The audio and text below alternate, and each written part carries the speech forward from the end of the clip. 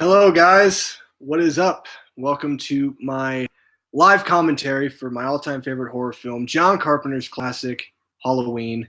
If you are watching live, awesome. Get out your Blu-ray. If you're not watching live, but you're watching later on, get out your Blu-ray now. Here's my 4K copy.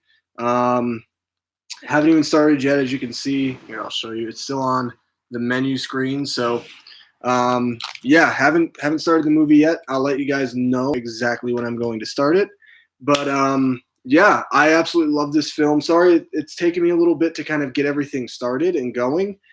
Just had to get my snacks. Got a couple snacks here. Got some Ritz crackers and probably one of my favorite snacks ever. That is Bear Claw cherry cheese danishes.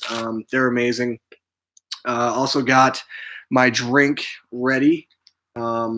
Hopefully this will be enough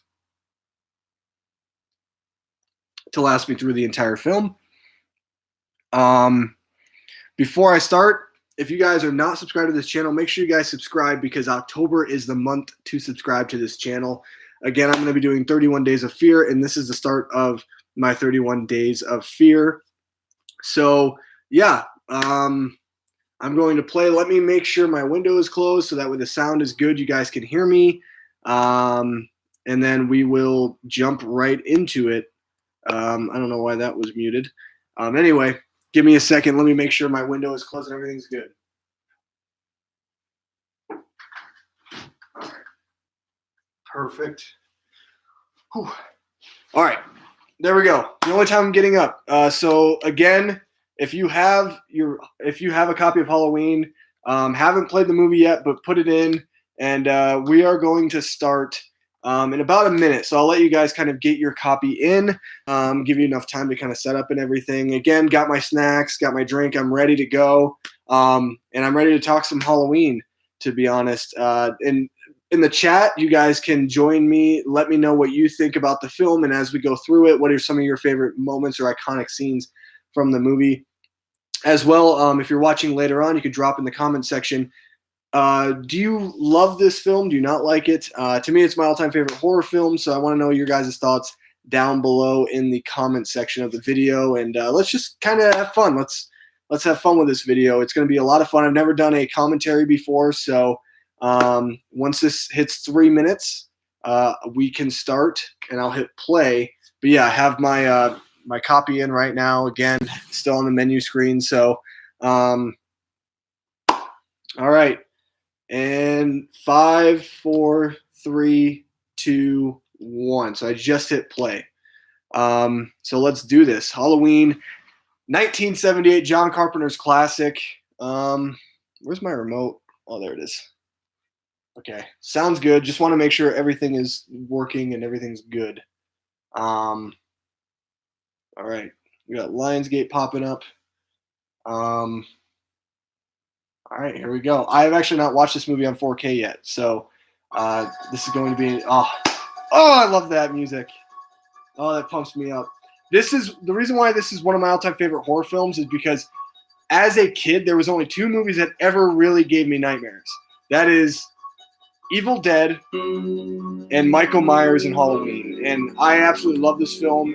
I can watch this movie 100 times. I usually watch it about 2 or 3 times a year. And I don't ever get sick of it. I just absolutely love this film. I love the opening credits. Oh, it's so good.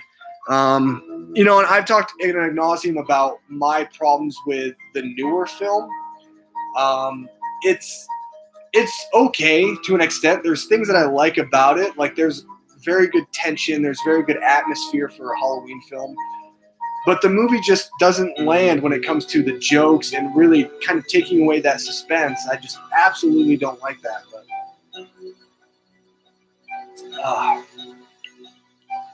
honestly, this opening, just it gives me chills every single time I watch it. Like I'm in for a ride. I'm in for something that is going to be intense, where it's going to get under my skin. And that's the thing that I don't know. I wish that I could watch this movie in the theater, you know, like go back to 1978 and go and see this film in the theater. I think that would be such an amazing opportunity. I've actually never gotten the chance to watch this movie in theaters. So hoping one day that'll change. I'm hoping one day I'll be able to, maybe a Fathom event or something, I'll be able to go and be able to enjoy my all-time favorite horror film on the big screen. Have you guys seen Halloween at the original in the big screen in the theater? Let me know down below. So it's kind of cool, I guess, watching Halloween 2018 in the theater. And I'm looking forward to Halloween Kills and Halloween Ends. Gosh, I'm so excited for this. John Carpenter, the man, the myth, the legend.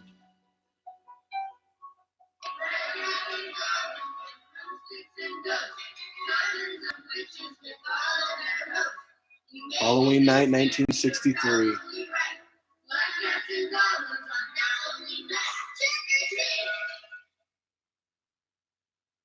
And I love this. It's just very quiet. Wow, the movie looks really good in 4K right now so far.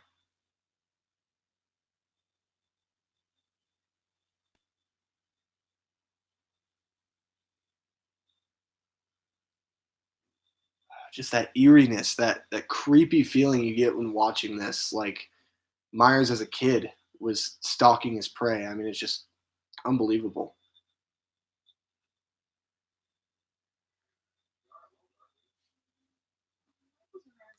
Turn it up a bit.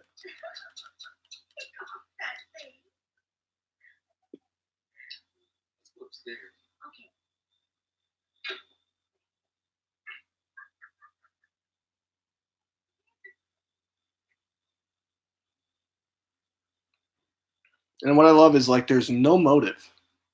Absolutely zero motive. Chilling, man. Love that sound beat.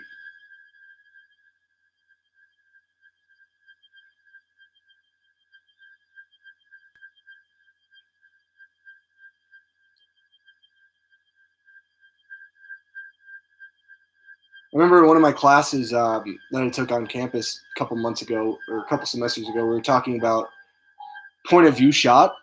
And I said the best usage of point of view shot is this scene from the original Halloween. It's just so absolutely creepy. You can tell that it's a little kid. He grabs the knife and just, oh, so eerie.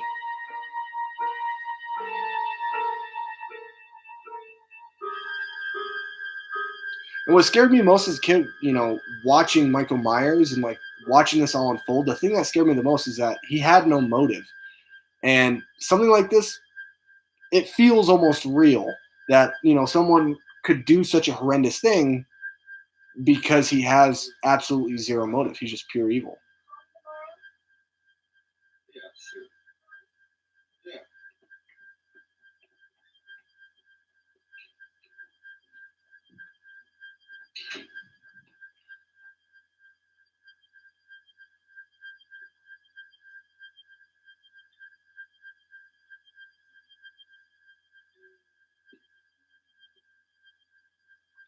One thing I will say this is Judith, Michael's sister, she hums really loud. You can hear it from downstairs. That's one thing that's kind of interesting.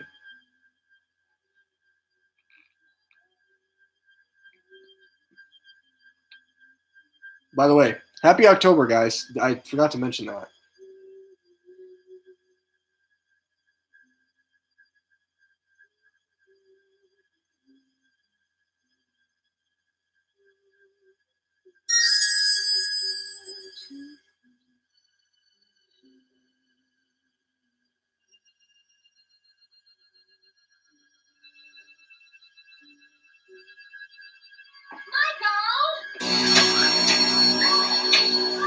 No motive.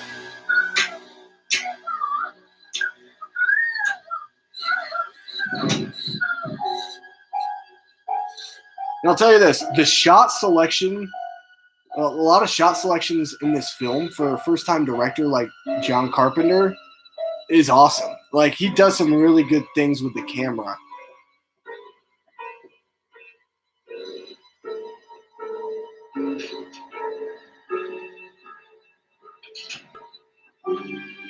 One thing I will say is this movie never feels dated. It never feels dated. Michael?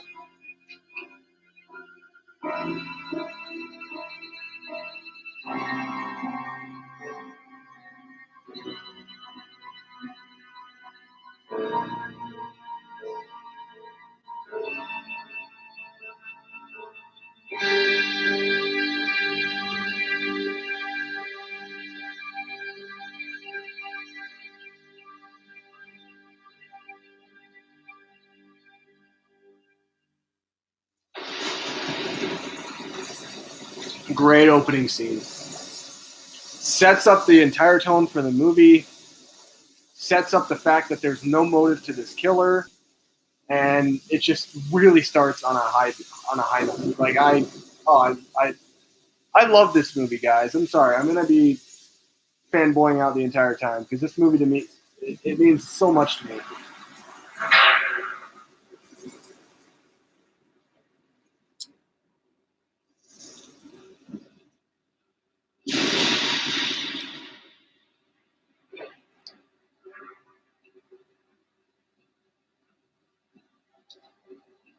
You ever done anything like this before?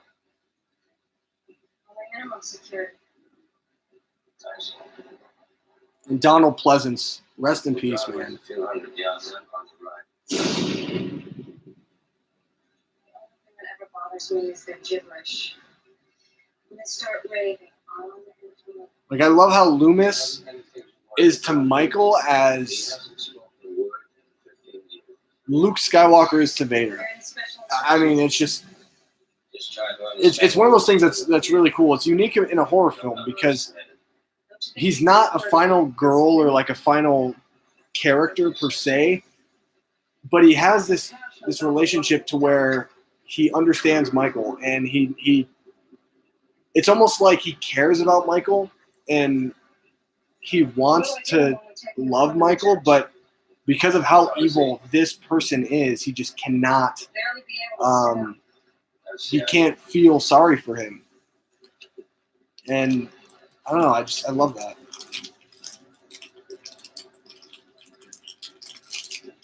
You're serious about it, aren't you?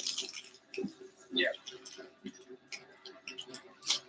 You mean you actually never want him to get out? No. Then why would you take him up to Hardin County if you just fell Because that is the law.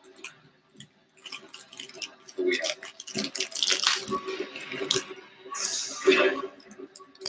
My Ritz crackers.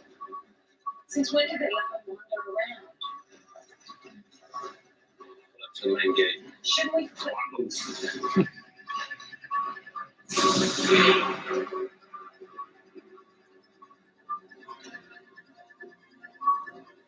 I love the darkness, the obscurity of this scene because a lot is hidden.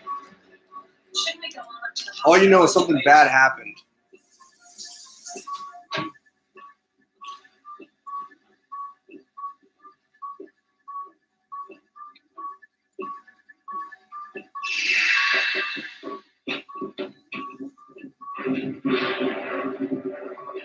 By the way, this lady who plays the nurse, she's coming back for Halloween Kills.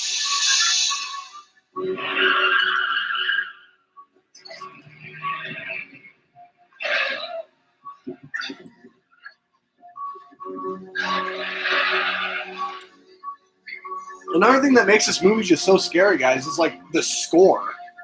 This score is one of the most iconic scores in cinema, and it really makes this movie that much more creepy. Without the score, I don't know if this movie would have, if the message would resonate to the same extent. It would be as powerful. You're right. He's gone. He's gone from here. The evil is gone.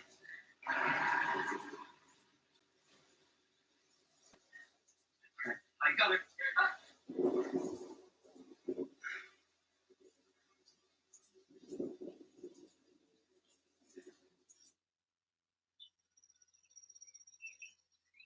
Haddonfield, 1978, October 31st. Halloween Day. I love the season of Halloween. I loved when I was a kid being able to dress up, go out, get candy from strangers, and have a good time with friends. That's really what it's all about, you know. And I also remember like when I got older and I, obviously stopped dressing up and stuff, I would stay at home and pass out candy with my dad, and we just stay at home and watch like horror films, or we'd watch like a lot of paranormal shows or something like that. It was a lot of fun. Miss those times. And honestly, like now my Halloween consists of going to this Halloween party, dressing up, with my wife, and that's really what it's about now. And I guess still watching horror films, but I just watch.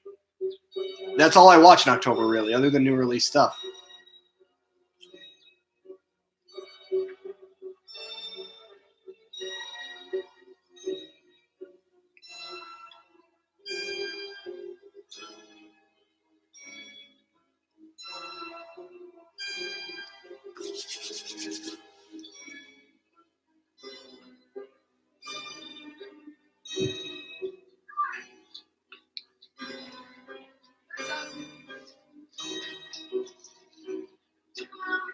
Same time, same place.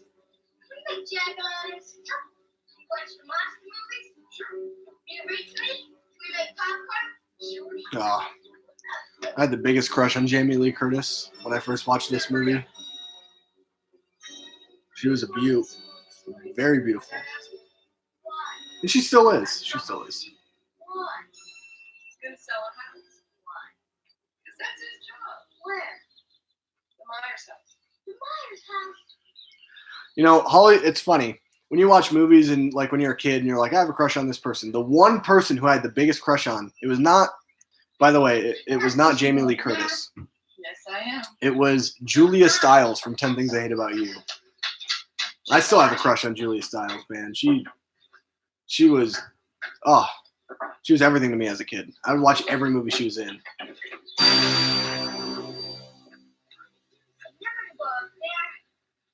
Honey, that's a haunted house.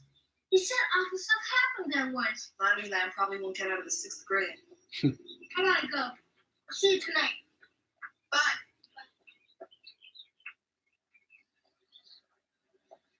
Wish I had you all alone. Just that breathing. Jason Voorhees could learn a thing or two about breathing from Michael Myers. So creepy. I love it, man. I love it. I'm not responsible, Sam. Oh no. I told him how And one thing that I love about this movie, and another thing that makes this movie so much more creepier, and this is the pure Michael Myers to me. Other than the new film, I guess. The new film has some pure moments, but the thing that I love about it is that he is so patient and he is so observant of his prey, where it's kind of like he's methodical. Like, yeah, he has no motive, but he stalks his prey.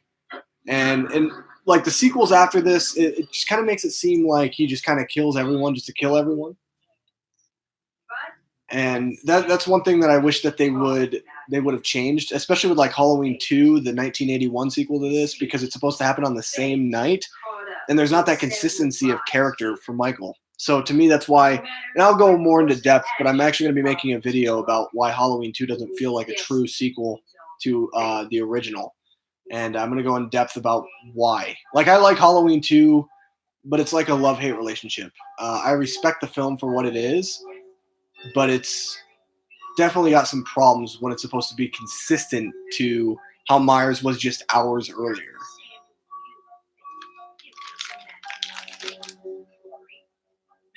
Answer the question. Costain wrote that fate was somehow related only to religion, whereas Samuels felt that, fate was like a natural element, like earth, air, fire, and water. That's right. Samuels definitely personified fate. In Samuel's writing, fate is immovable, like a mountain. It stands where man passes away. Fate never changes.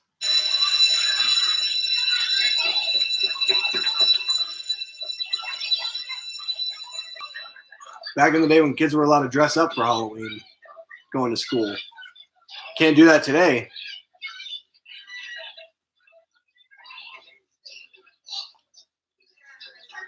Never noticed that before. There's an extra in the background who's dressed up as Raggedy Ann. He's gonna get you. He's gonna get you. He's gonna get you. He's gonna get you. He's gonna get you. Boogeyman is coming. Leave me alone. He doesn't believe us. Don't you know what happens at Halloween? Yeah, we get candy. The one thing that I will say about this movie that's a little bit weak is the acting from the kid who plays Tommy Doyle. He's a little over the top at times, and it's not very believable.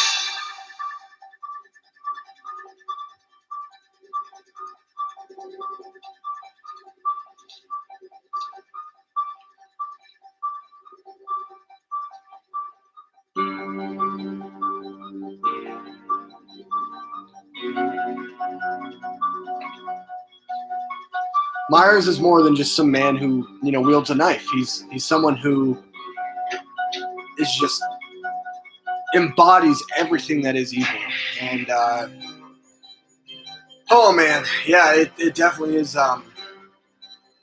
It's just awesome watching this movie. It gives me chills every time, and I love these moments. Like, a lot of people have a problem with this film because they're like, it's a slow burn, but I actually really like these moments because it shows that this is kind of how a predator hunts their prey. You know what I mean? Like, they stalk around, and they're gonna do things that are just that kind of leave make your skin crawl. Like slowing down right here to Tommy. If I was him, I'd run. That's for dang sure.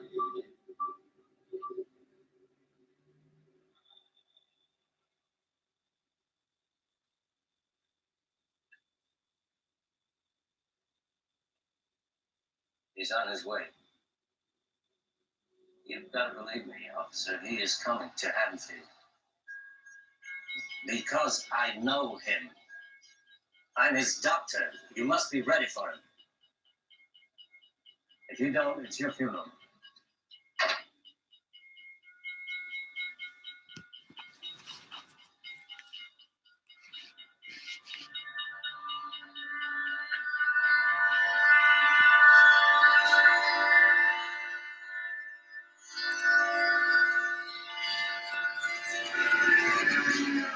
Myers as an adult, here's his first kill.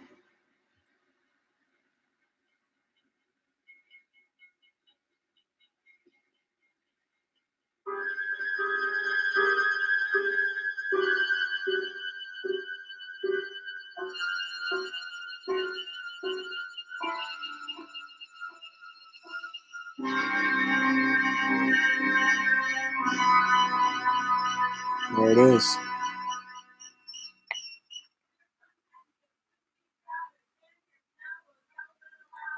So one thing I do want to say that's actually kind of funny is if you watch the credits of this film, obviously we're not going to get there because, not right now anyway.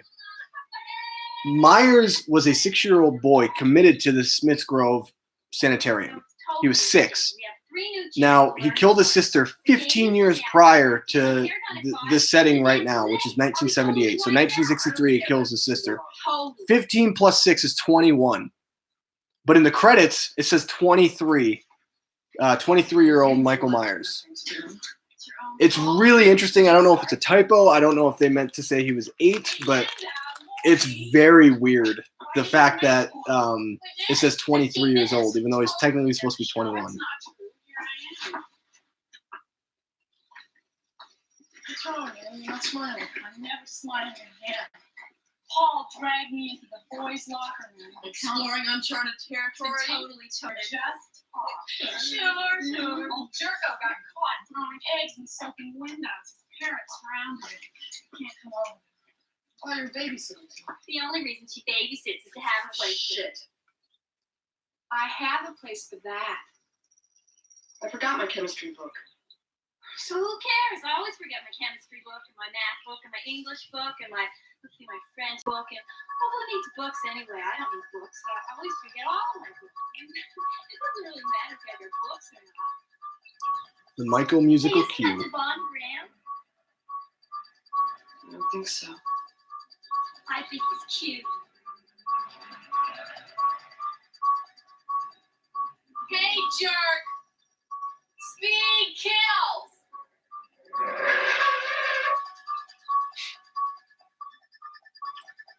What I like is reading into the behind the scenes, the backstory stuff of like these different scenes between Linda, Annie, and oh my gosh, Lori. I don't know why I just had like a mental spacing, but Totally. Deborah Hill, who co-produced the film and co-wrote the film, she actually wrote all of the dialogue between the girls because she wanted it to feel like organic. Deep trouble, Linda. That it would feel like actual real girls and like conversations that they would have at that time. And so that's really cool that Deborah Hill was shepherding a lot of the dialogue at these moments. Watch the kids sleep, listen to Linda screw around, and talk to you.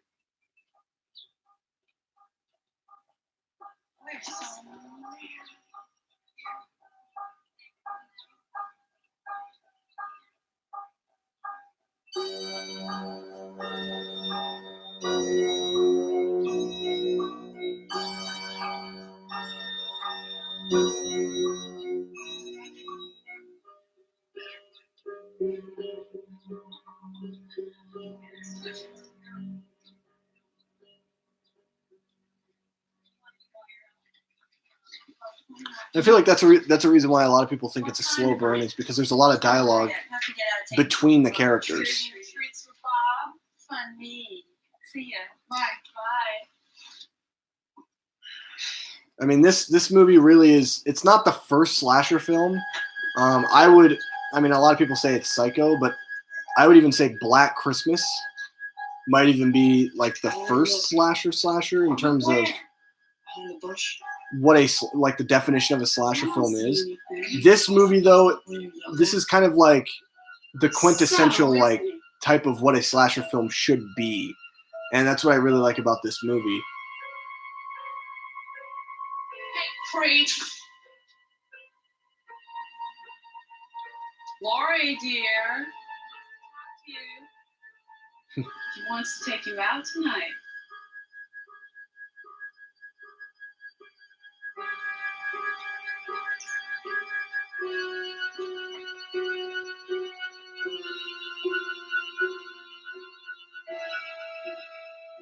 Standing right there. Oh, Lori, scared another one away. It's tragic you never go out. You must have a small fortune stashed from babysitting so much. You guys think I'm too smart. I don't. I think you're wacko. Now you're seeing men behind bushes. Well, home sweet home. See you later. Bye.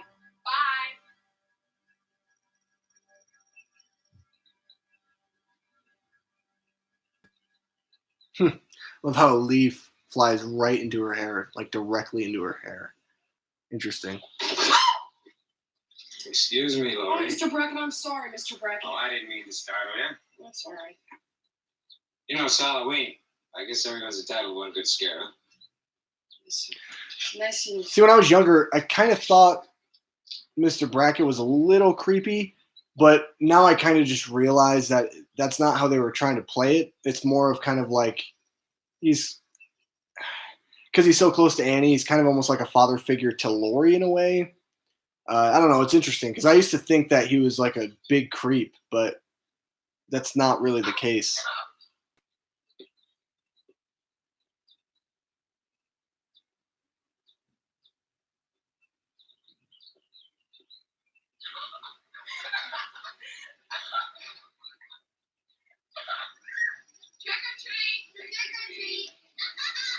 Wow, they started trick-or-treating earlier, huh? Look it up. Thought you outgrew superstition.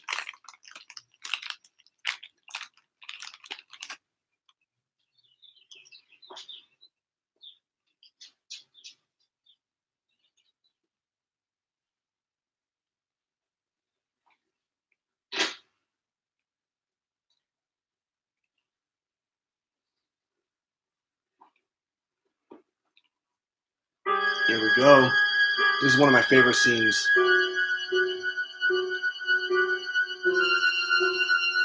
Because there's almost like something spiritual about him, where it's almost like once you see him, you can't get him out of your head. There's like that supernatural element to him, which makes him more than a man. Hello? Hello? Who is this?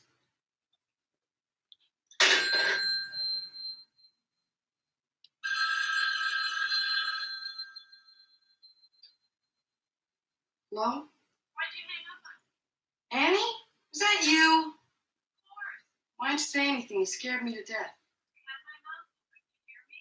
I was an obscene phone call. Now you hear me chewing. And I already lost it.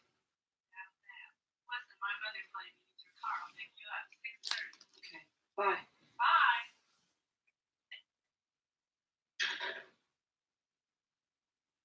Now, Laurie Strode she's not my favorite character in the franchise. She's definitely, obviously, she's got to be in everyone's top 3. But when it comes to Final Girls, I mean, she modeled a lot after what Final Girls would eventually become. There are smarter Final Girls than her. When we get deeper into the movie, obviously, the part where she drops the knife constantly,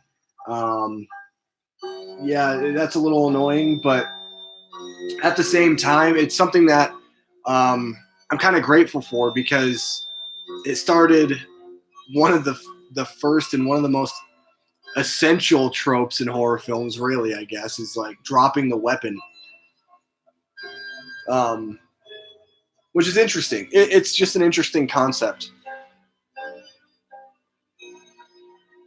And it's weird. This movie, it never feels low budget, even though you knew at the time that it was, and a lot of people didn't think it was going to, be a hit or anything like that. But this movie made so much money at the box office at the time that it was released, and it's culturally accepted as one of the best horror films of all time. Maybe not everyone's favorite. It's my favorite, and I think it's the best. But there's a lot to love about this movie, where it feels very kind of grand scale and what it's trying to accomplish, even though it's small. It's a small set. They only show certain like roads or streets.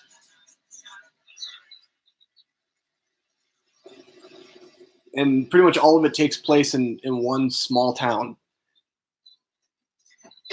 But I love it. I just absolutely love it. Judith Myers. 13, Block 20. Yeah, every town there's something like this happens. I remember over in Russellville, old Charlie Bones, about 15 years ago. One night he finished dinner, and he excused himself from the table, and he went out to the garage. He got himself a hacksaw, and then he went back to the house, and he kissed his wife and his 2 children goodbye, and then he proceeded. Where are we? Huh? Oh, it's. I wish that they would have let him finish the story. I wanted to hear what happened. Judith Myers, I remember her. Couldn't believe it. Such a young boy. Well, he lost. Why do they do it? Goddamn kids. They'd do anything for Halloween. That's crazy. Oh, I know. 18, 19. Judith Myers. Judith Myers. She came home.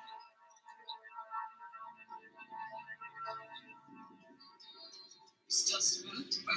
I wasn't spooked. I love that tagline, baby. The night he came home. Saw somebody standing in Mr. Love Riddle's it. backyard. Probably Mr. Riddle was watching you. Mr. Riddle was watching you, Lori. Mr. Riddle is 87. Can still watch. It's probably all he can do. What's the pumpkin for? I brought it for Tommy. I figured carving a jack-o'-lantern would keep him occupied. I always said you'd make a fabulous Girl Scout. Thanks. And for that matter, I might as well be a Girl Scout myself tonight. I plan on making popcorn and watching Dr. Dementia. 6 straight hours of horror movies. Little Lindsay Wallace won't know what hit her.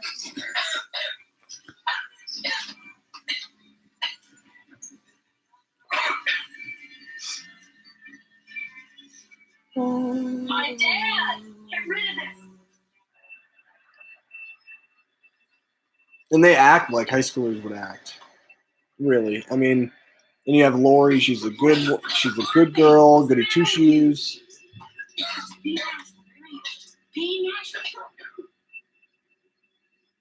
Then you have Annie, who's kind of like the cool girl, who's like a rebel. Hi, Dad. What happened? What?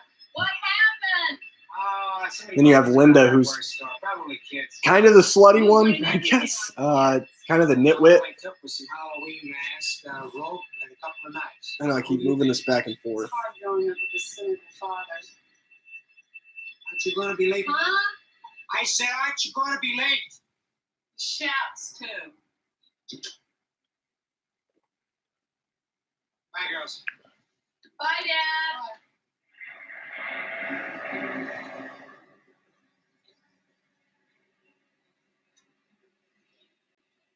Sheriff.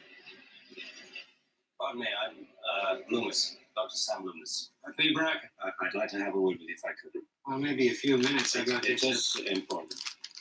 10 minutes. I'll be here.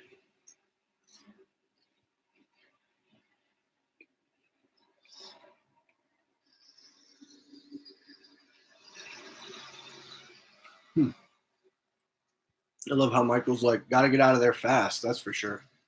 What's the matter with you? If you knew, I'm sure you could smell it. No, he didn't. He did. See the look on his face? He always looks like that. You can wear the dance tournament. I didn't know you thought about things like that, Lori.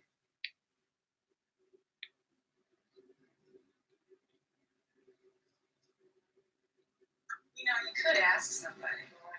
Sure, you could. All you have to do is go up to somebody and say, "Want to go to the dance?" You could do that. I couldn't. Well, you could ask Dick Baxter. He'd go out with you. I'd rather go with Ben Tramer. Ben Ben Tramer. Tramer. I knew it. Justice for Ben Tramer. See, do think about things like that, huh, Lori? Ben Tramer is a character who, you know, we talk about like justice for certain characters, like in Stranger Things, you know, justice for Bob, justice for, you know, characters like that, justice for Barb. But Ben Tramer was like the first person where it's like justice for Ben Tramer, man. That guy dies at Halloween 2, and he dies a pretty terrible death. That breathing.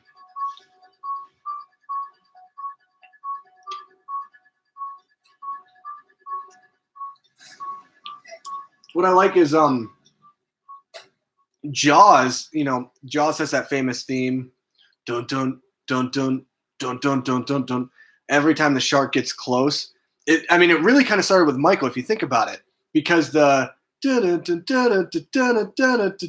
that's always played when Michael is either, you know, it's his point of view shot, or whether it's him kind of walking close to someone, or some type of action is happening, like him stalking or him just kind of wandering around.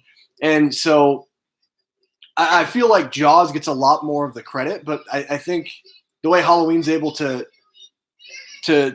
pull it off with this character of Michael as almost like a Jaws type of figure, it's really cool. And there you go. Again, the musical cue for when Michael is doing something as he's watching Annie. It's interesting. Like I just wish that we can know more a little bit about the psychology of Michael, but I think that's what makes him so mysterious and so creepy and scary, is the fact that we don't know a lot about him, and that, you know, he picks his prey or his targets at random. It's just very fascinating. Like this movie, you could dissect so many things about it. This movie does so many things right. And the reason why it's a timeless classic is because of the fact that this movie, if you look at it from a technical standpoint, if you look at it from a narrative standpoint, it does certain things that are far superior than a lot of other films. And it's so great. Ken Haddonfield thinks this place. And I can't say John Carpenter is the greatest director of all time because he's not. You know, he's made some duds, but the fact that this is his feature film debut and it's a film like this speaks volumes. I really want to visit the Myers house someday. That's one of my plans. It's in California, and my wife's from California, so someday, hopefully. Dog.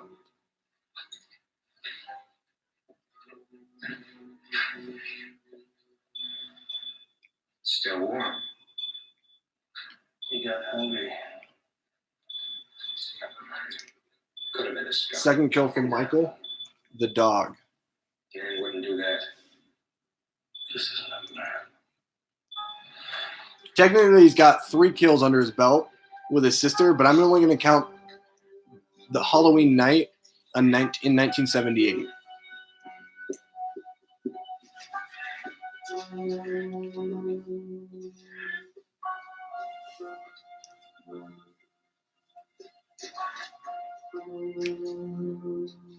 Justice for the dog.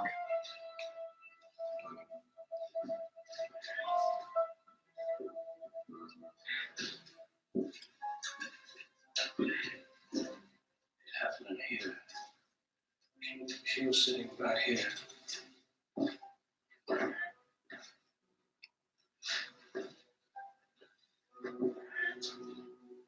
could have seen it through the window.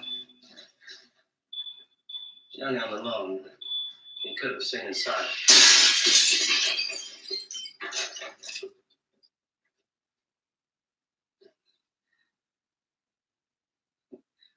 You must have made a very sensitive doctor. Oh, You know, one thing is, like, if someone comes into your town, somebody who's been a doctor for this person for years and knows this person better than anyone else, and they're coming to you and warning you that this guy escaped, you're gonna listen. That's really how it is, and like, give him some respect. Even the most rudimentary sense of life or death, of good or evil, right or wrong. I met this is my favorite line. This blank, pale, emotionless face, and the blackest eyes, the Devil's eyes. I spent 8 years trying to reach him, and then another 7 trying to keep him locked up because I realized that what was living behind that boy's eyes was purely and simply evil. What do we do? He's been here once tonight. I think he'll come back. I'm going to wait for him. I still think I should notify the radio and television. No. If you do that, they'll see him on every street corner. They'll look for him on every There are Just 2 tell lines them to keep their of dialogue mouths that I shut love. and your eyes open. That's one. There's another one coming up too. I'll check back in an hour.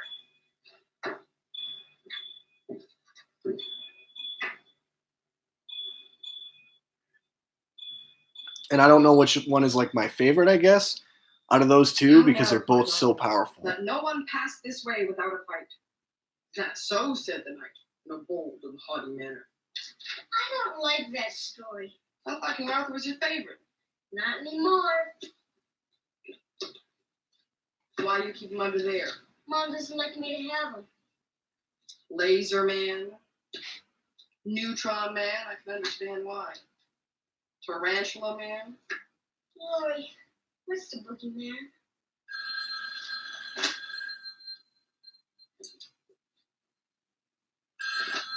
Doll residence. Hey, Annie, what are you doing? Having fun? Never mind, I'm sure you are.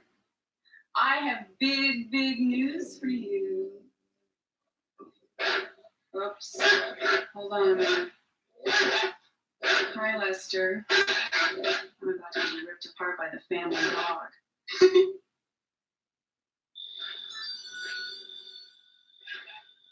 Lindsay! What I love is, Get like, this dog out of the kitchen right now!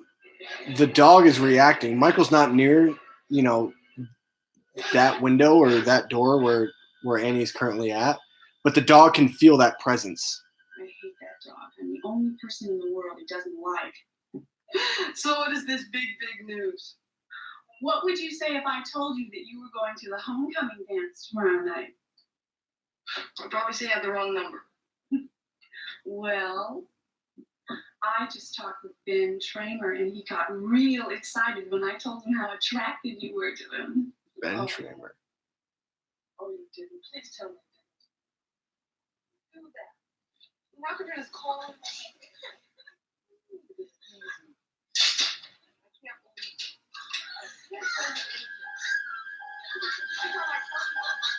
A silhouette shot. Oh, one of the most gorgeous shots in cinema. Please tell me this. Or you didn't. Oh, I'm so embarrassed. I couldn't even face it. Look, he's up there. Hold on. Look, the boogeyman's outside. Look.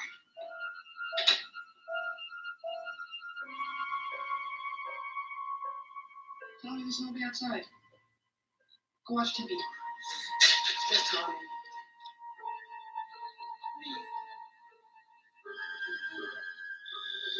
Look, it's something. That breathing, it's simple. It's a simple technique. It's something that, you know, you wouldn't think hearing someone breathe under a mask would be scary, but anytime I watch a movie where someone's breathing and you could hear it under their mask and there's like that echo, it's one of those things that like is just so, I don't know, it will always creep someone out. He's just watching, and it's like he's waiting, like he's just patient.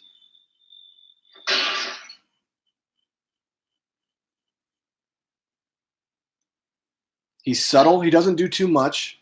He doesn't go over the top in his techniques to kind of frighten or unnerve someone. He does enough to where it makes it truly frightening. Lester's barking again and getting on my nerves again. And there goes Lester. So that is kill number 3 tonight. Number 3 for Michael Myers, the second dog that he has killed. Goodbye, Lester. 2 dogs, 1 human so far. And I totally forgot that he killed 2 dogs. I always thought it was just Lester, but I don't know. I kind of forgot that he had killed the 1 dog and was kind of eating it.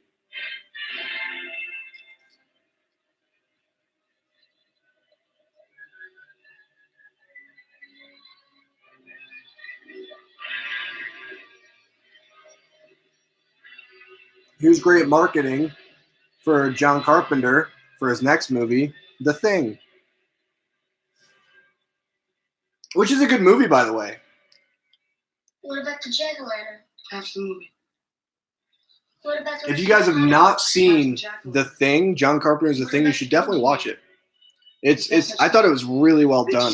Very different in terms of the horror that is kind of presented, because it's more about like this alien entity, It's all make believe. I think Richie was just trying to scare you. this shapeshifter, but it's really good. I really liked it. I enjoyed it quite a bit. There was What do you look like? the boogeyman. We're not getting anywhere. All right. The boogeyman can only come out on Halloween night, right? Right. Well, I'm here tonight. I'm not about to let anything happen to you. Promise. Promise. Can we make the jack-o'-lantern now? Let's go. All right, guys. So I'll show you where we're at. We are at right now. Annie is going towards the laundry machines, washer and dryer, to go clean her clothes. So if you're watching later on and you want to kind of keep up with where I am, then there you go.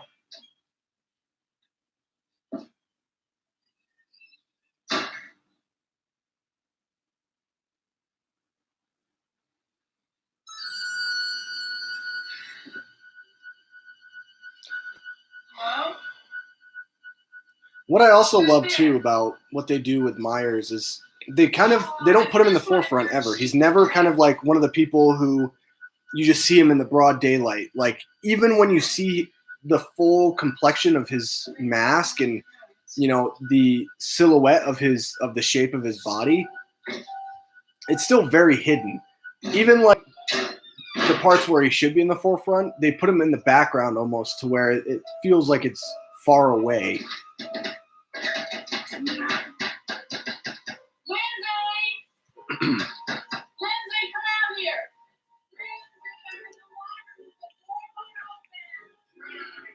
Because when you show too much of your villain, I feel like it takes away from the effect that the movie will have on the viewer and on the it really makes your antagonist almost vulnerable and weak. And again, there's another great shot of Myers in the background in the other window, just watching Annie struggling, trying to open the door.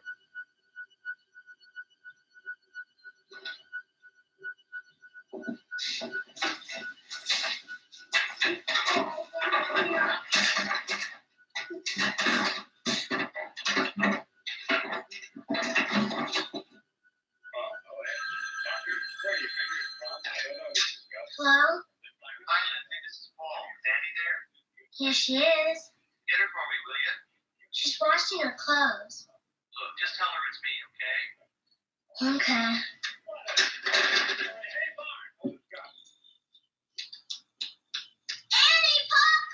By the way, the voice of Paul on the phone is actually John Carpenter himself. It's kind of a cool little fact. So John Carpenter plays a character in this movie. His name is Paul. Oh my foot! I'm stuck.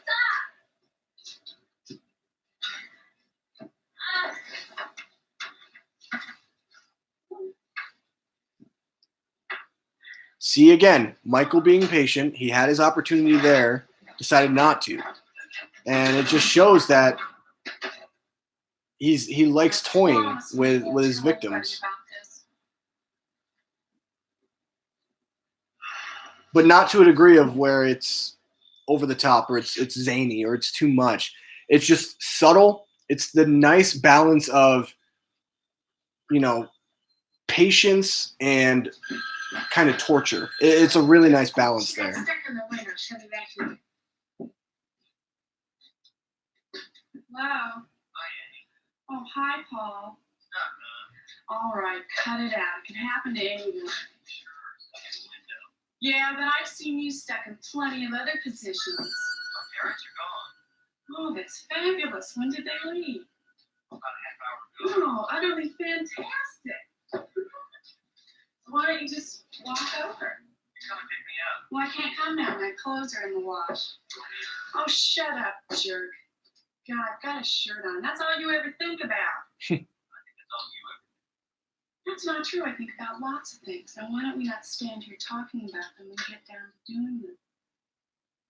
Lock your doors, bolt your windows, and turn off the lights. Don't go away. There's a scene. I'm scared. Well, why are you sitting here with all the lights on?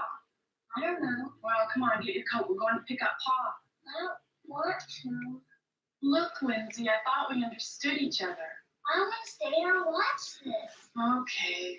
Well, if I can fix it so you can watch TV with Tommy Doyle, would you like that? Yeah. Well, come with me. I'm excited for Halloween Kills because I'm looking forward to seeing what happens with the kid characters. You know, Tommy Doyle, where is he? What happened after the events of this film? Like we've seen in Halloween 6, Curse of Michael Myers, which honestly is not a good movie in my opinion. I know it has its fans out there. A lot of people, you know, it's kind of like a cult movie for a lot of people. But another thing too is Tommy is dressed up almost kind of like, it looks like he's almost dressed up like a Jedi, but it's more like a pilot or something in the Navy. But that's the thing, is I want to know where Tommy is. I want to know what he's doing and kind of what his journey has been like after the events of this movie, Butter and all over my clothes there in the it's going to be kind of interesting. Also, same thing with Lindsay. You know, where is she? Where's her mental capacity? What happened to those two? What happened to their relationship? You know, what have they moved out of Haddonfield? Are they coming back for like to try to take down Michael? There's just a lot of questions that I have that I'm looking forward to next year for Halloween Kills. Consider talking to Ben Tramer in the morning. Deal. Paul was grounded. He was. Old Jerko found a way to sneak out. Listen, I'll call you in an hour or so, okay? Yeah. Bye. Bye. Also, poor Lori. She gets stuck babysitting both of them on Halloween night. Kind of sucks.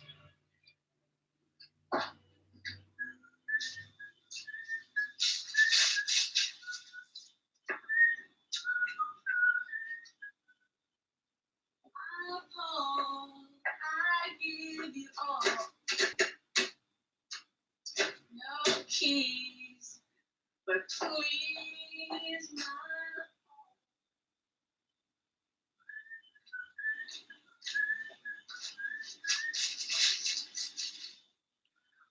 The one thing that's interesting to me is like she's not wearing any pants. She has just a long shirt on, and it's like, oh, that was weird.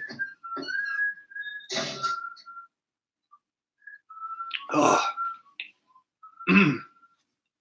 oh wow. Oh, that was so weird, guys. Something stuck in my throat. Anyway, she has like a long shirt on, so it's like, you really expect you have keys? I mean, you're not wearing any pants. Where are you gonna put your keys? Horror movie 101.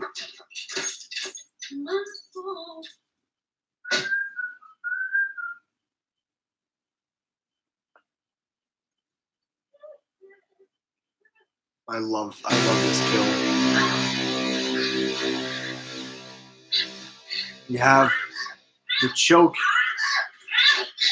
strong chokehold, and then he gets frustrated. He's like, all right, stop moving, stop making noise.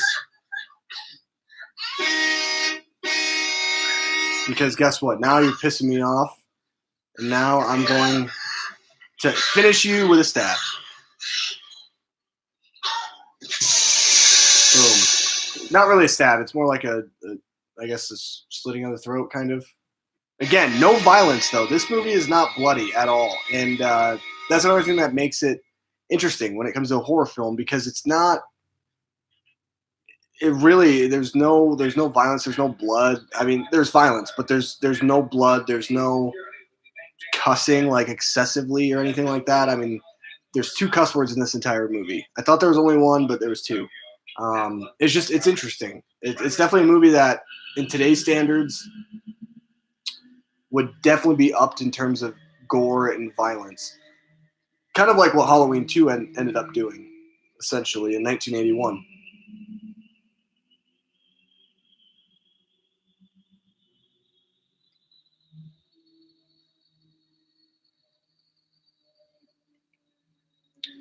I also hope, like, when it comes to Tommy Doyle and him coming back for Halloween Kills, I hope that the actor isn't so over the top and that he's had more opportunities to perform.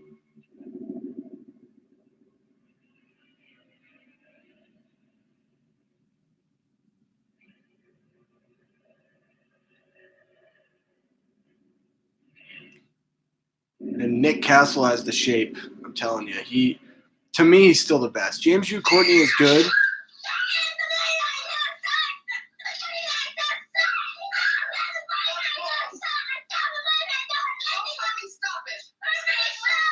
He's so over the top. Stop it. Now there's nobody out there. It's like kid actors today are a lot better than what they were back in the 70s. So I understand. I get it. Nobody believes me. I'm there, Tommy. You're too over the top, Tommy.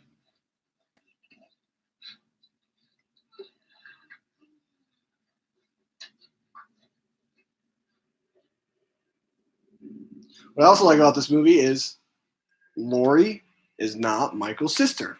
So it makes it, again, no motive. It's just one of those things that anything, this could actually happen. Just someone just stalks someone and decides I'm going to kill that person. It's very scary. I'm not afraid. Fool. I'm not. Then go away.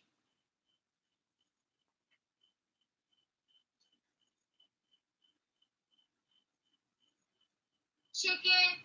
Go ahead, Lonnie. Go away. Hey, hey, Lonnie, get your ass away from there.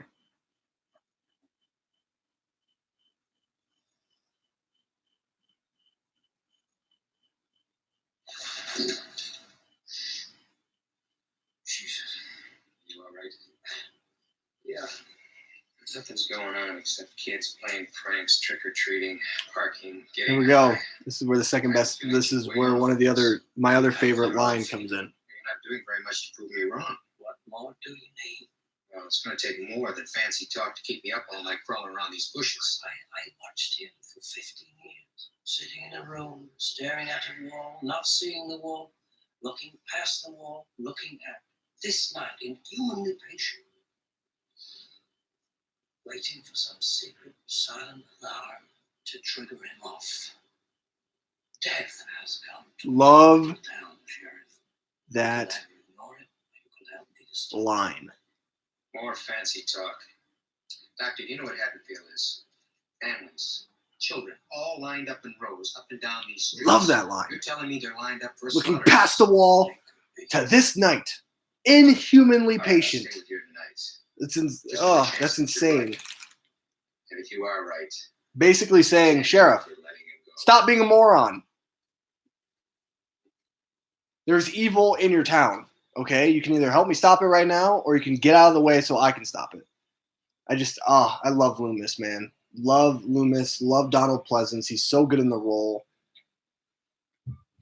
And yeah. Okay, so we're gonna first we go inside, right? Then we'll just talk a little, and then Annie will distract Lindsay. That's when we go upstairs to the first bedroom on the left. You got it? Okay, first I rip your clothes off, But don't rip my blouse. It's expensive, idiot. then you rip my clothes off, then we rip Lindsay's clothes off. Yeah, I think I got Totally. You guy's a creep.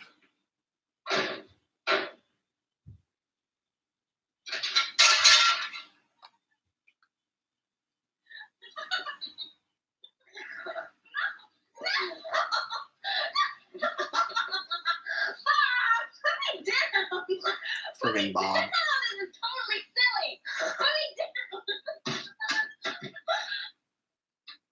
It's totally dark.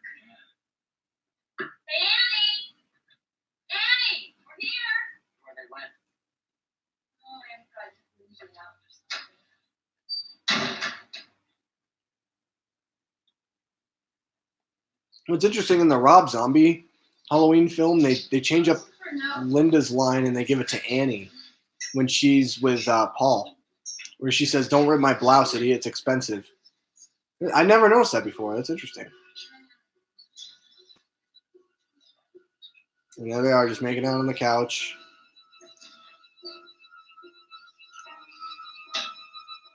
And lo and behold, Michael's just there watching. Just there watching.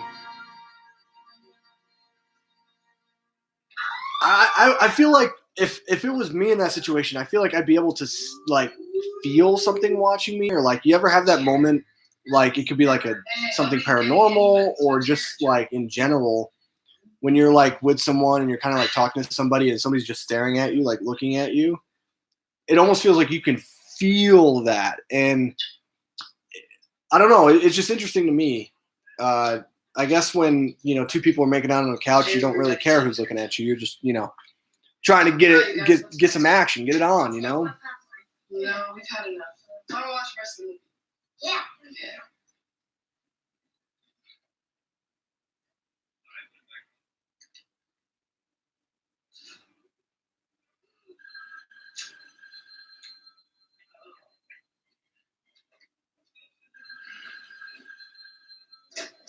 Doyle House. Hi, Laurie. What's up? Hey, is Annie around? She's totally not here. She probably stopped off someplace. Have her call me when she gets home, though. I have Lindsay here, and I want to know what time to put her to bed. Okay. Later. Have a good time. We definitely will. Bye. Slutty. Lindsay is gone for the night. Hey, now that's wonderful.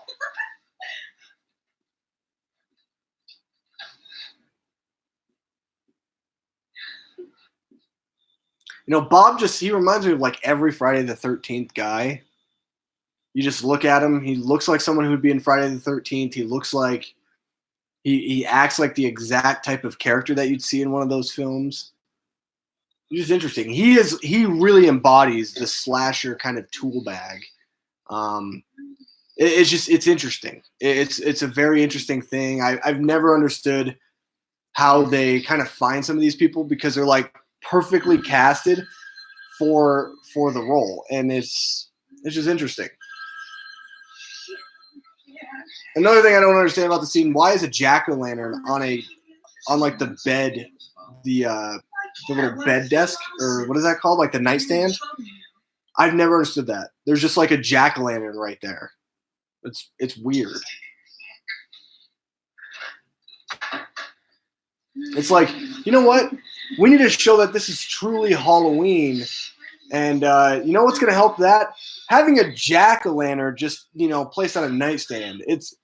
I love this movie, guys. I'm not giving it any shade. It's just interesting. It's an interesting thing to me to think that they're like, let's have a jack-o'-lantern and on a nightstand.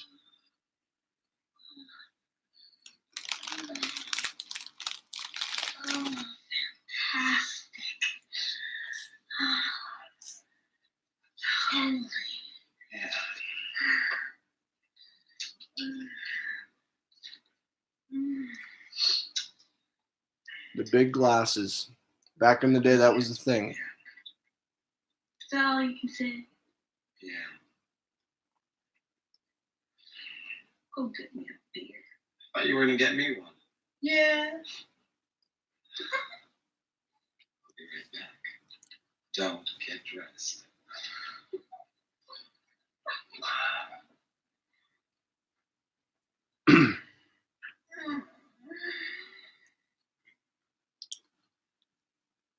One thing that's interesting is PJ Souls, who plays Linda. I don't know if a lot of people know this, but in Halloween 2018, the voice of the English teacher when Andy Manichek's character, oh my gosh, I'm forgetting what her name is already. Allison. When Allison's in class, that's PJ Souls' voice, who played Linda. So it's cool. It's cool that they're bringing some alum back, kind of honoring, the original film. The only thing I will say is no justice for Bob, because I don't like Bob. Bob is a tool. Daddy? Oh, There's that breathing. Linda, you asshole.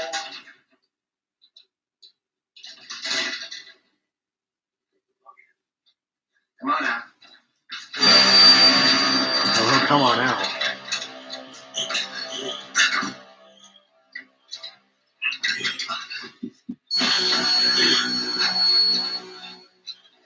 This is my favorite kill in the entire movie.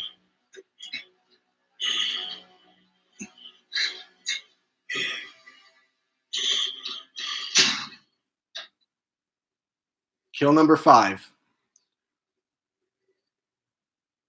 Number 6 in total out of Myers' life. Number 5 on this night. Oh,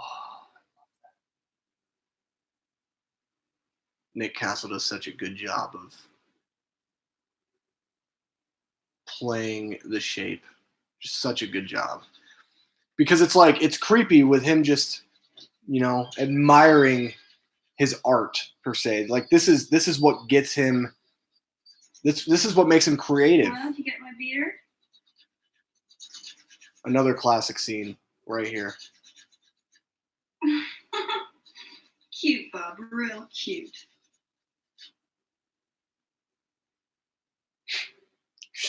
Standing there, looking like a ghost. See anything you like?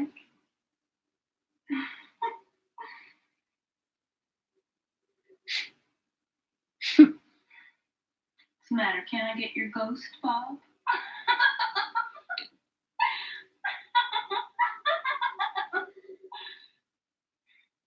It's like you can tell that there's something. All right, come on. Where's my deer? There's something sinister with him just standing there. Well, can't you answer me?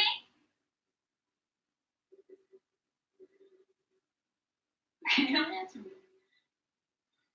You're weird. Well, I'm gonna call Lori. I want to know where Paul and Annie are. This is going nowhere. This is a classic kill too. You know, he gets the more movies that Myers is in later down in the franchise, the less creative he becomes. Where it's like here, he uses a lot of different tools. Like he uses the knife, he uses, you know, he chokes her with the telephone First, I cord. get your things chewing, now I get your things squealing. And then, you know, so this is the second time he's choked out someone for a kill. The first time was with his hand, this time it's with a telephone wire. It's just it's a great kill. It really is. I mean, it's not as effective as like the Bob You fooling kill, around again? but I really like I don't know. I love the kills in this movie. And by the way, that is number 6 for Myers tonight. We had 4 people, 2 dogs.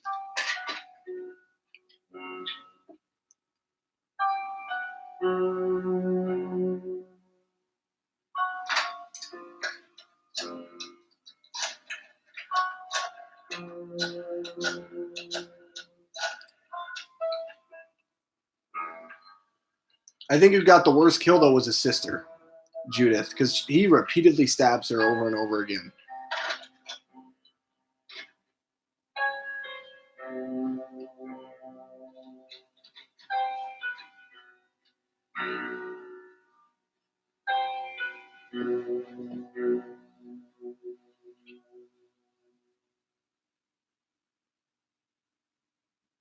Sleep tight, kids.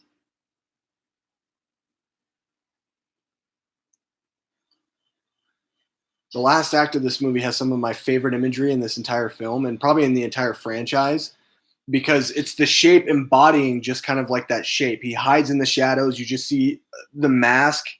It's beautiful. I mean, the way that they align shots in this film, the way that it's technically filmed from that aspect, it's incredible. I don't have anything negative to say about it. I think it's master work in filmmaking.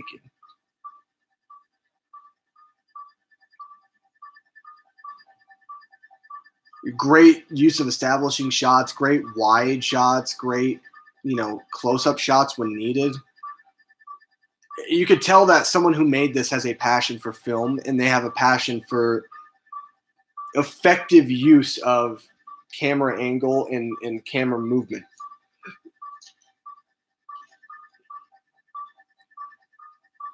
And it's not like a polished film either. It's not.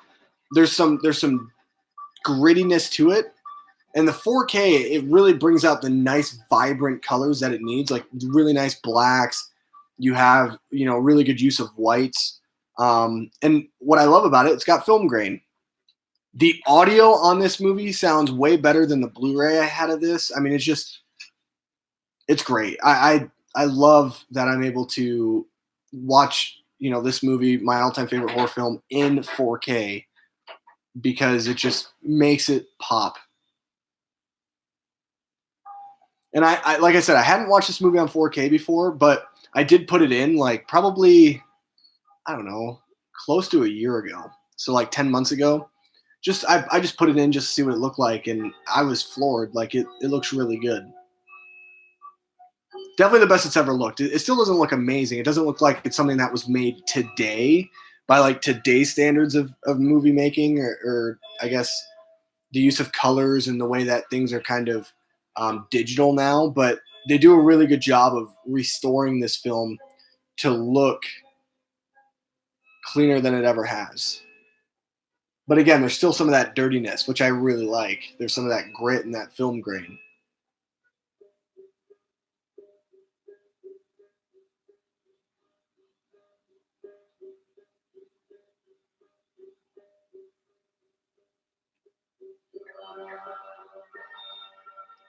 And this movie does a really good job of building up suspense. It never falls out. It never kind of dips down. They don't put in stupid jokes like the new film does that cuts away all suspense and all tension.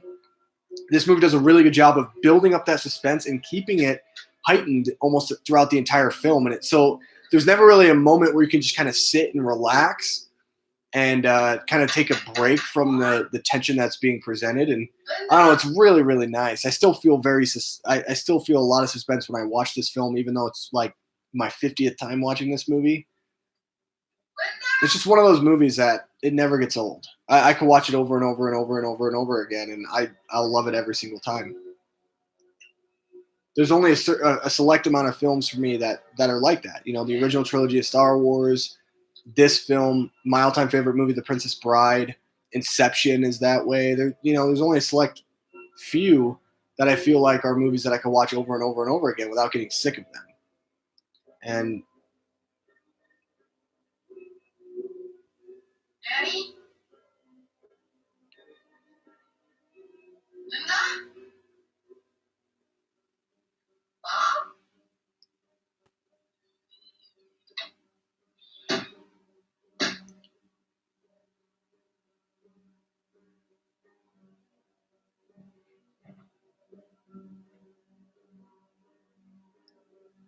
All right, Annie.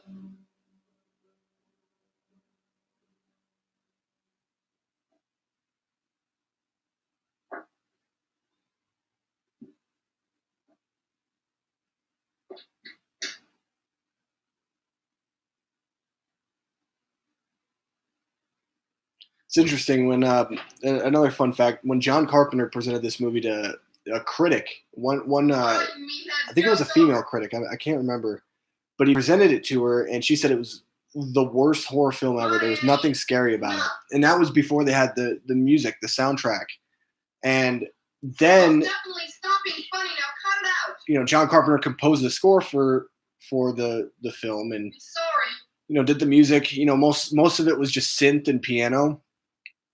And he presented it to her that time, and she said it was one of the scariest films she had ever seen. The exact same movie, the exact same scenes, the same characters, the same dialogue. Everything was the same except for the score. And when they did that, the score made the movie scary. And I stand by that. If this movie didn't have a score like it does, this movie would be very slow. It'd be boring, quite, to be honest with you. And the reason why this movie is my all-time favorite horror film is because of the score. The score makes this movie creepy. It makes this movie suspenseful, and it doesn't ever let you, again, like I said, it doesn't let you rest. It doesn't let you have that kind of breath, that moment to just ease up on the tension.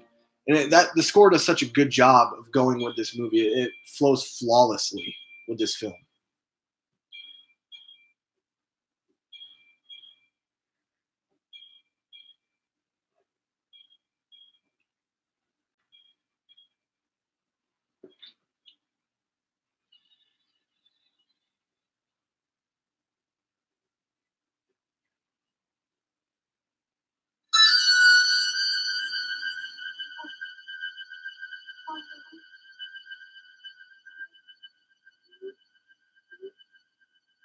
This is also kind of eerie too. Like, he sets everything up so that way it's kind of like art, like this is my painting. This is what I did. You have the Judith Myers headstone. You got Annie laying in the bed.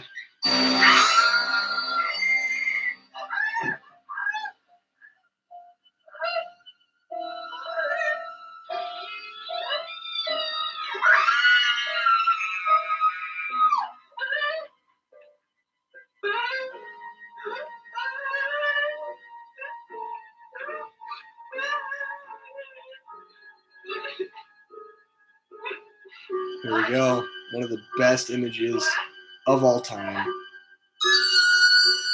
Oh yeah.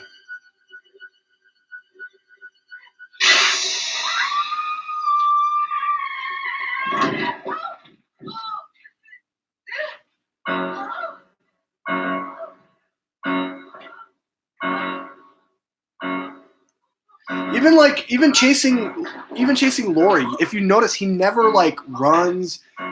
He's not worried about, I guess, her kind of running away. Like, he's very patient and just, I don't know, there's just something to it where I really, really like it. As opposed to, like, I mean, Jason, I guess he's also someone who doesn't really run necessarily, but he still walks really fast to try to get to where he wants to go.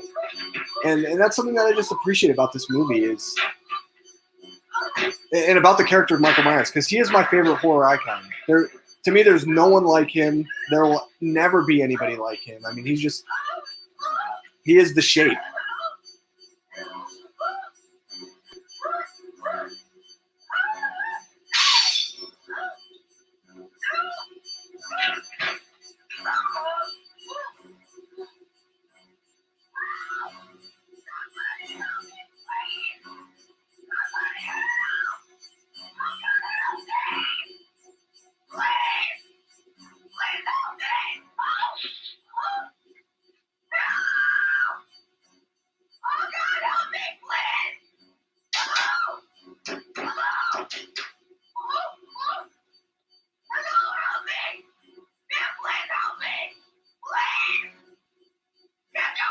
And the thing is it makes sense. Like, I've heard a lot of complaints about, like, well, if Laurie was truly to go to these people's houses, you know, a normal person would answer and open the door for her. But that's not necessarily true, because here's my reasoning for it. It's Halloween night, okay? There is, kids are pranking left and right. Like, that's what they do on Halloween.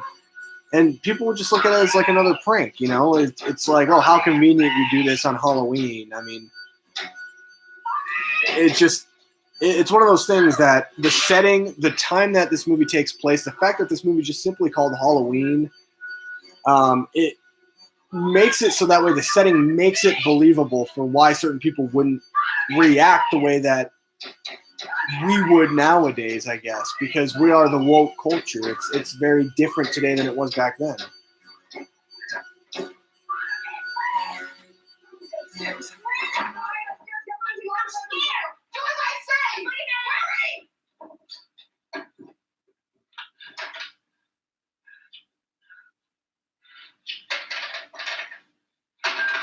I need another Ritz cracker. That's what I need. Oh no.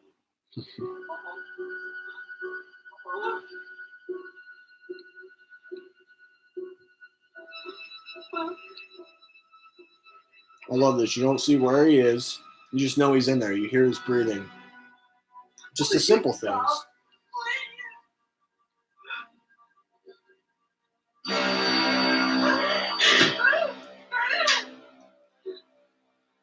Oh, yeah. That shot is the thumbnail of my video. Of this video you're watching right now. That shot we just saw of her stabbing the needle in his neck. That is the shot of the thumbnail of this commentary. Here we go. The one thing that everyone criticizes the most. Ready? Ready for this? Takes the knife, and what does she do with it? She looks at it for a while, and then throws it down and drops it. I get it. I understand why a lot of people don't like that she does that, but you know what? Hey, this movie started a horror trope in that sense. It is what it is, and that's why Halloween 2018. It's kind of interesting the fact that what they end up doing with Laurie's granddaughter in the film, Allison. At the end, she holds onto the knife to represent that subtlety of we're not going to let go of the knife this time.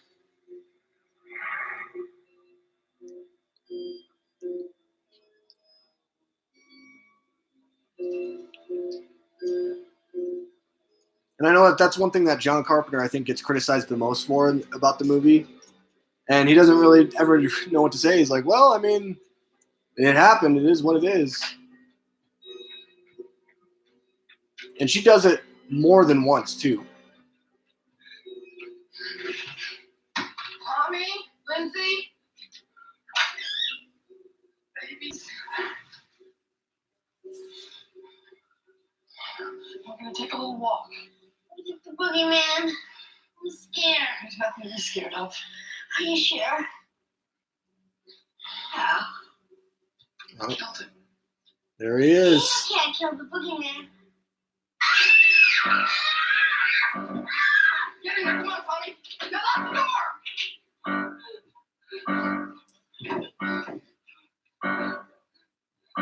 What I love is when it comes to the kids, he doesn't even care. He's like, I'm after her. I want this teenage girl who stabbed me in the neck with a fucking needle.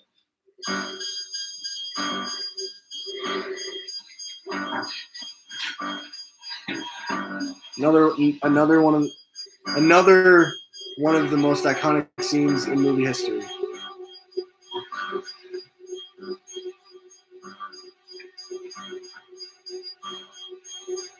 I remember like back when AMC, I think AMC still does their like horror, like their October Fear thing, like October Fear-a-thon or whatever. They always have this movie and they will always advertise it with this scene.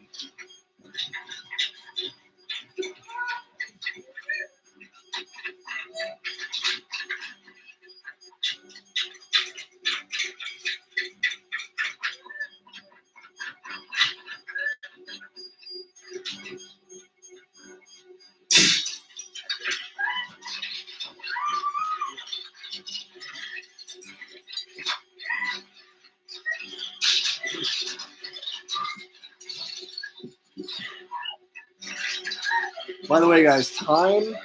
Let's see what time we're at in this movie. We are an hour and 24 minutes into the movie, so there's about an hour 24, 23. So we got 7 minutes left.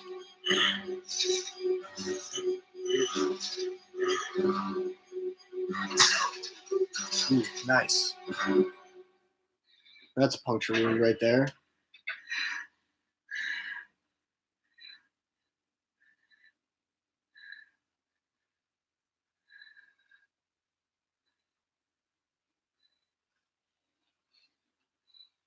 They cleaned up this scene quite a bit on 4K. It looks really good. Just in the closet in general. I remember everything like on the Blu-ray, it was like very dark. Even like her, even though she's wearing like, light blue, it felt like she was always kind of dark. So you couldn't see everything, all the action that was happening. So I like that they cleaned it up. I mean, it looks really good on 4K. I really recommend you guys, if you're really into this movie, get the 4K. It looks really good, and if you have a 4K player and a 4K setup, I think you should definitely get this because I think you'll really enjoy it because it looks better than it ever has, in my opinion. I really like what it looks like on 4K. Listen to me. When you go down the stairs, out the front door, I want you to go down the street to Mackenzie's house. I want you to tell them to call the police and tell them to send them over here. Now, do you understand me? Go do as I say. Sorry, I'm just going to text my wife real quick about something.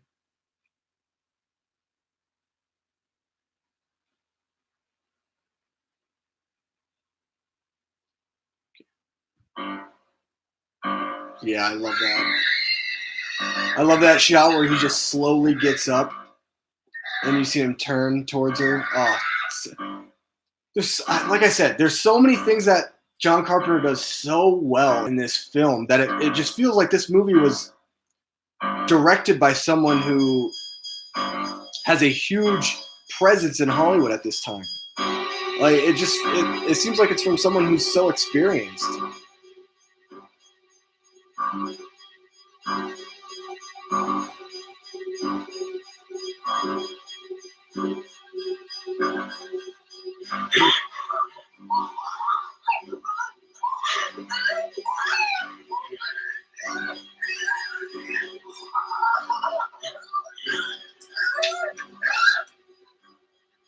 You get to see Michael's face.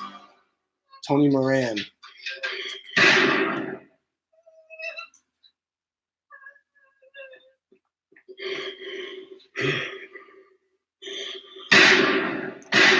there's that spiritual element to him, where you know that he's not truly dead. Like even when you watch this movie for the first time and he's shot down like that, you know that he's coming back because there's something there that's different. There's something different about Michael.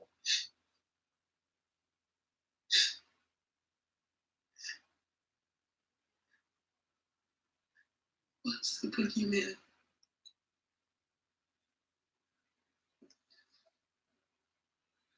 As a matter of fact, it was.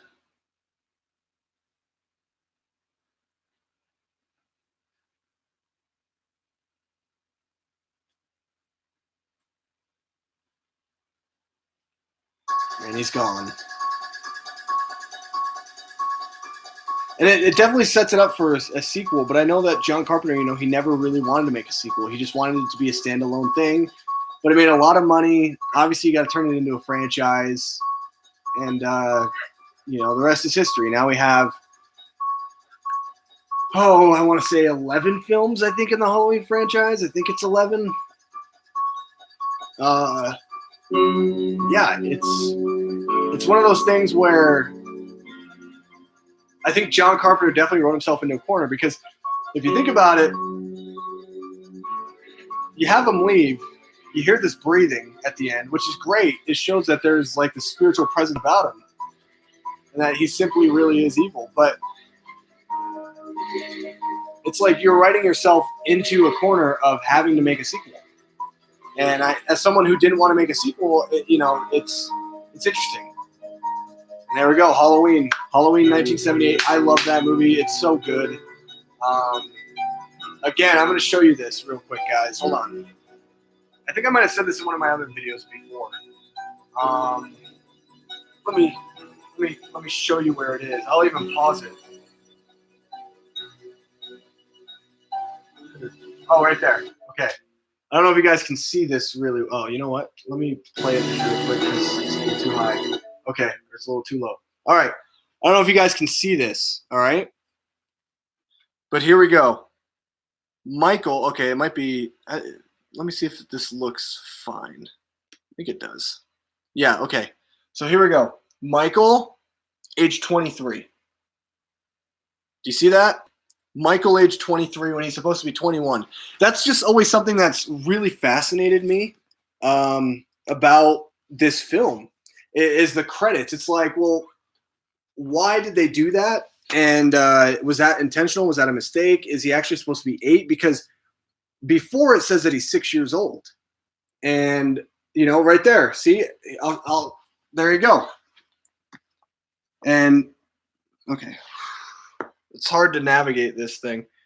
But you have Michael age 23 and you have Michael age 6. So, and it's supposed to be 15 years after the fact. It's always been interesting to me. I've never understood why it's like that. Because if he killed his sister in 1963, which we know he did, he escapes in 1978 and goes on this killing spree on Halloween night. That's 15 years after the fact. So someone just didn't do their math right. Someone accidentally, kind of messed up. There was a typo. We'll never know.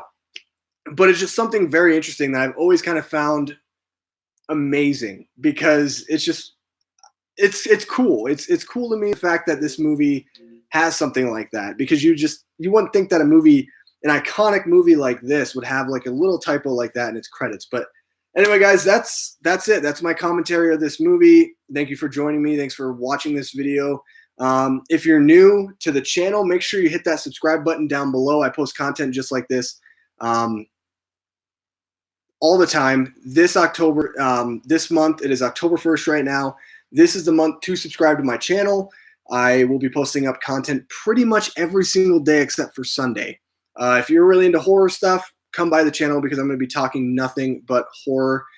Tomorrow I got a good video for you guys, and I'm looking forward to that one. Anyway, I will have a video uploaded a little bit later, which will be my September Blu-ray haul video. I know I was supposed to put it out yesterday, but kind of got sidetracked with some things. And so I figured, you know what, I'll just put it out on October 1st. So anyway, guys, let me know down below your thoughts on this movie. Did you have a good time like me? What snacks did you have? And did you finish your snacks while you were watching the movie? Anyway, I love you guys, and I'll see you in my next video.